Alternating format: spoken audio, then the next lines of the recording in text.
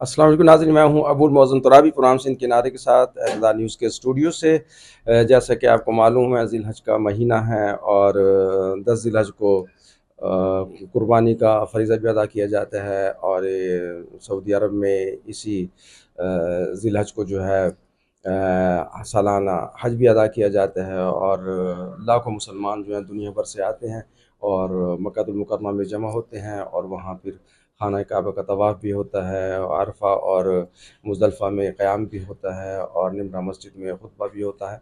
तो इसी हवाले से आज हम बात करेंगे कि हज जो है वो किन लोगों पर फ़र्ज़ है और हज से जो मुतल्लिक़ लवाज़िमात हैं उनके हवाले से बात करेंगे। हमारे साथ आज मौजूद हैं हाफ़िज़ मोहम्मद इकबाल डेरवी साहब। बहुत शुक्रिया कारी साहब, आप तशरीफ़ लाए, आपने हमें वक्त दिया। तो सबसे पहले तो हमारे नाज़रीन को, क़ारीन को ये बता दीजिए कि हज किन लोगों पर फ़र्ज़ है? जी, बहुत शुक्रिया अबुल मौज़म तुराबी साहब। बिस्मिल्लाहिर्रहमानिर्रहीम। अल्हम्दुलिल्लाहि रब्बिल आलमीन वस्सलातु वस्सलामु अला खातमिल अंबियाई वल मुरसलीन अम्मा बाद। वलिल्लाहि अलन्नासी हिज्जुल बैति मन इस्तताअ इलैहि सबीला। अबुल मौज़म तुराबी साहब, आपने बैतुल्लाह के हज के मुतल्लिक सवाल किया है कि अल्लाह के घर का हज किन लोगों के ऊपर फ़र्ज़ है। सबसे पहले तो मैं अपने नाज़रीन के लिए ये बात अर्ज़ कर दूँ, बाज़ अइम्मा या बाज़ फ़ुक़हाए कराम के नज़दीक जहाँ हज फ़र्ज़ है, वहीं पर एक मुसलमान के ऊपर अपनी ज़िंदगी में लाइफ में एक मरतबा बैतुल्लाह का उम्रा करना भी फ़र्ज़ है बाज़ उलमाए कराम की राय में। और जहाँ तक बैतुल्लाह के हज की बात है, तो हमें हमारे प्यारे नबी जनाब मोहम्मद रसूलुल्लाह सल्लल्लाहु अलैहि वसल्लम ने इस मुतल्लिक जो है वो सही बुखारी के अंदर और सही मुस्लिम के अंदर अपनी अहादीस सहीहा के अंदर प्यारे नबी अलैहिस्सलातु वस्सलाम ने कलमा पढ़ने वाले मुसलमानों को इस बात से आगाह किया है कि बुनी अल इस्लाम अला खम्सिन, ये बुनियादी और पहली बात है कि इस्लाम की जो इमारत है वो 5 सतूनों के ऊपर है, 5 पिलर्स के ऊपर इस्लाम की इमारत खड़ी है। और इसी में हमें हमारे प्यारे नबी जनाब मोहम्मद अरबी मोहम्मद रसूलुल्लाह सल्लल्लाहु अलैहि वसल्लम ने फरमाया है कि इस्लाम के अरकान खमसा में से 5 अरकान में से एक रुकन वो बैतुल्लाह का हज करना भी है। पिलर्स ऑफ इस्लाम 5 हैं और इनमें से एक बहुत बड़ा पिलर और सतून वो एक मुसलमान का बैतुल्लाह का हज करना है। अब इस हवाले से जब हमारे प्यारे नबी जनाब मोहम्मद अरबी सल्लल्लाहु अलैहि वसल्लम ने अपनी उम्मत को और सामने मौजूद नाज़रीन और सामीन को बताया कि मुसलमान पर जो है वो बैतुल्लाह का हज करना फ़र्ज है, तो एक सहाबी खड़े हुए और कहने लगे कि या रसूल अल्लाह सल्लल्लाहु अलैहि वसल्लम, क्या हर साल ही हज करना फ़र्ज है हर मुसलमान के ऊपर? क्योंकि हर मुसलमान अल्हम्दुलिल्लाह हम ये जानते हैं कि बैतुल्लाह में हर साल बैतुल्लाह का हज होता है और हुजाजे कराम जहाँ बैतुल्लाह जाकर पहले उम्रा करते हैं या तवाफ़े कुदूम करते हैं, फिर वो 8 जुल्हिज्जा को हुजाजे कराम जो है वो मिना में जाते हैं। इसी तरह जो है वो 9 जुल्हिज्जा को हुजाजे कराम जो है वो मैदान अरफा में जाते हैं और फिर इसी तरह जो है वो 10वीं की रात को हुजाजे कराम मुज़दलिफ़ा जाते हैं और मैदान मुज़दलिफ़ा के अंदर रात गुजारते हैं। फिर जो है वो हुजाजे कराम जो है वो 10 जुल्हिज्जा को दोबारा मिना आते हैं और यहाँ पर जो है वो जमरे कुबरा को कंकरियां मारी जाती हैं और इसी तरह जो है वो हाजी लोग कुर्बानियां करते हैं। फिर हाजी लोग जो है वो अपना सर मुंडवाते हैं और फिर बैतुल्लाह जाकर तवाफ़े ज़ियारत करते हैं, हज की सही करते हैं और फिर इसी तरह जो है वो 11, 12, 13 की तारीख में जवाल के बाद जो है वो जमरात को कंकरियां मारी जाती हैं। तो ये हर साल ही हज होता है। तो प्यारे नबी अलैहिस्सलाम ने ये जब ये बात बयान फरमाई कि एक मुसलमान पर अल्लाह ने बैतुल्लाह का हज करना फर्ज किया है, अब वो पूछने लगे कि या रसूल अल्लाह सल्लल्लाहु अलैहि वसल्लम, क्या हर साल बैतुल्लाह का हज करना हर मुसलमान पर लाजमी है, फर्ज है?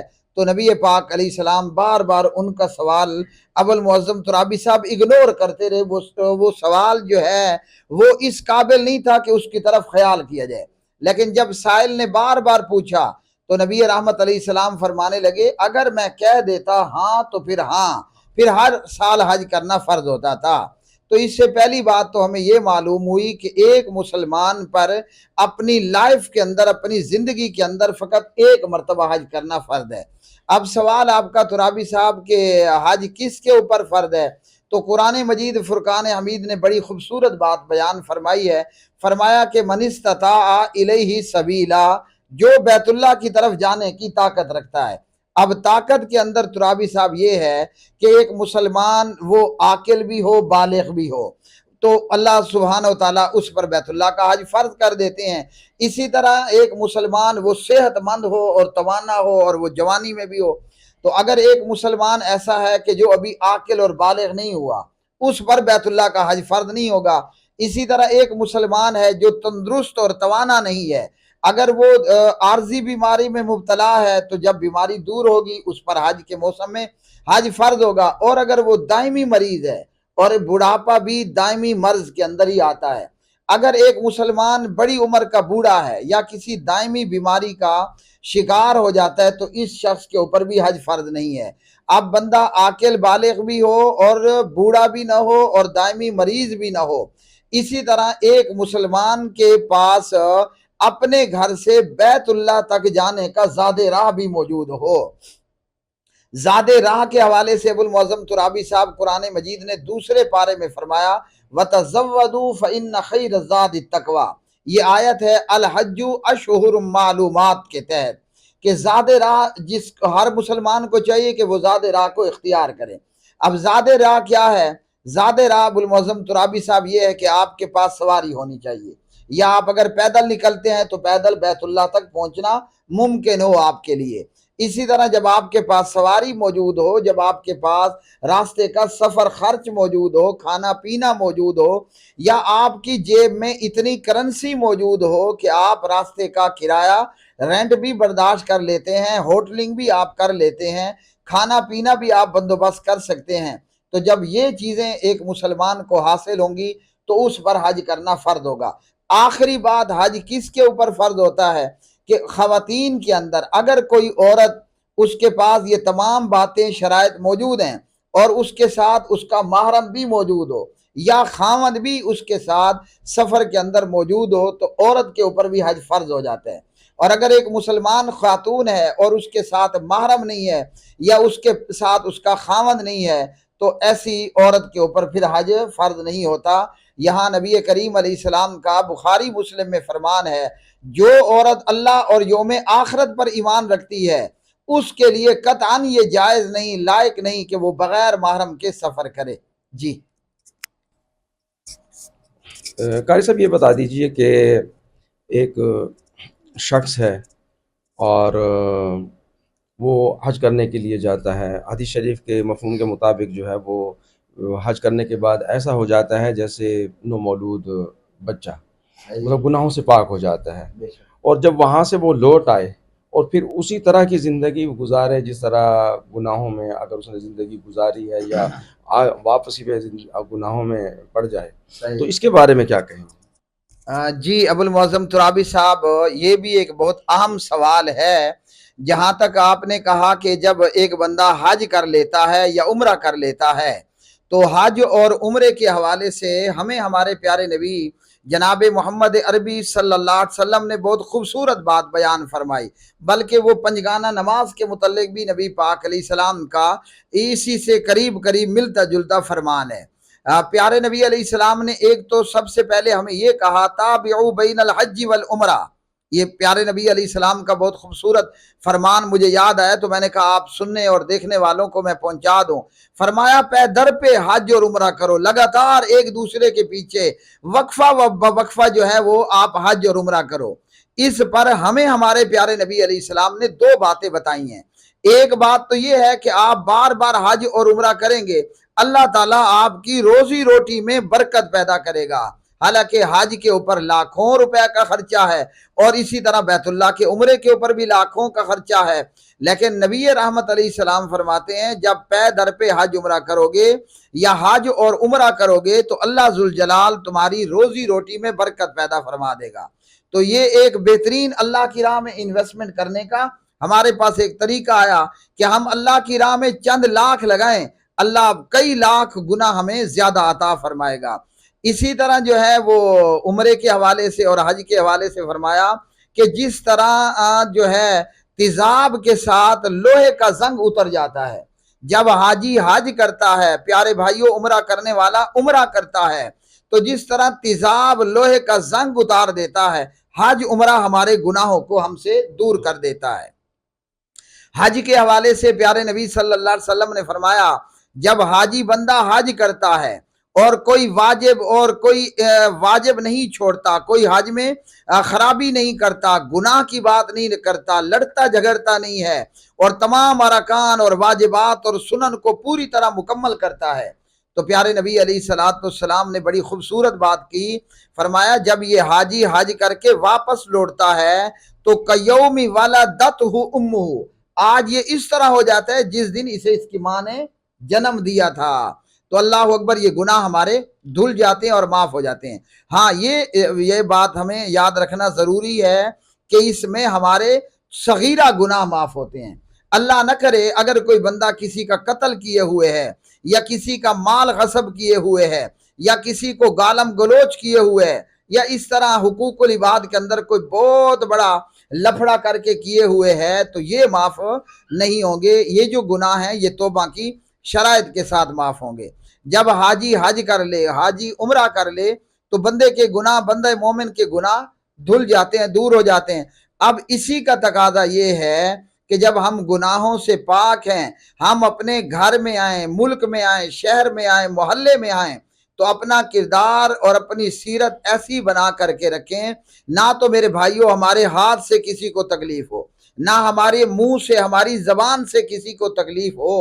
مطلب اللہ نے ہمیں گناہوں سے پاک کر دیا، اب حاجی کی کوشش ہونی چاہیے کہ میں اسی طرح گناہوں سے پاک زندگی گزارتا رہوں اور گزاروں۔ جی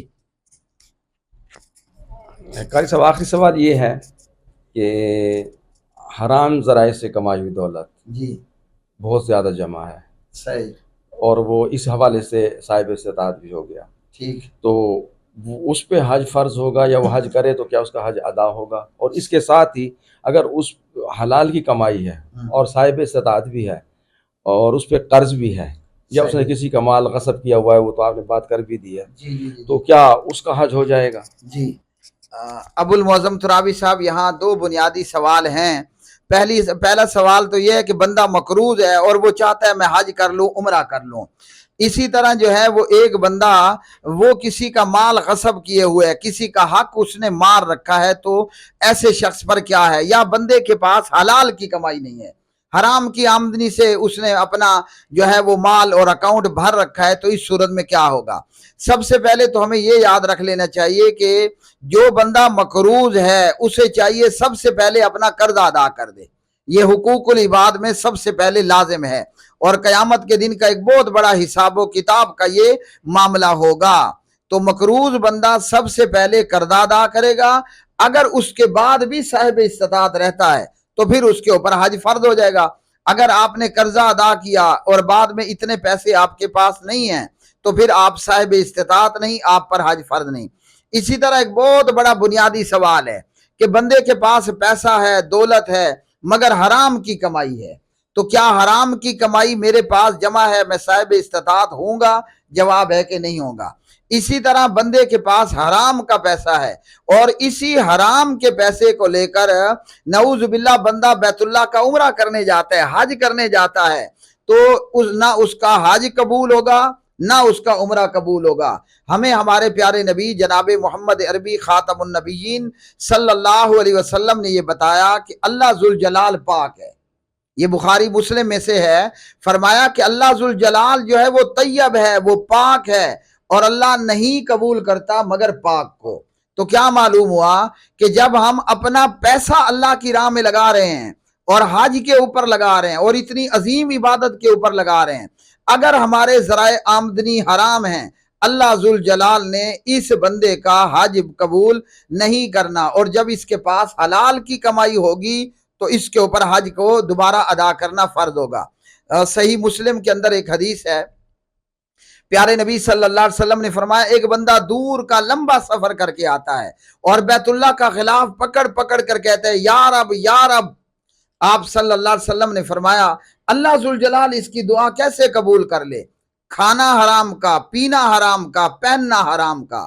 تو اس حدیث میں ہمیں ہمارے پیارے نبی علیہ السلام نے فرمایا کہ ہم اپنی روزی روٹی کا خیال کریں، ہماری آمدنی ذرائع حلال سے ہوگی تب اللہ کے ہاں ہماری عبادات قبولیت کا درجہ پائیں گی.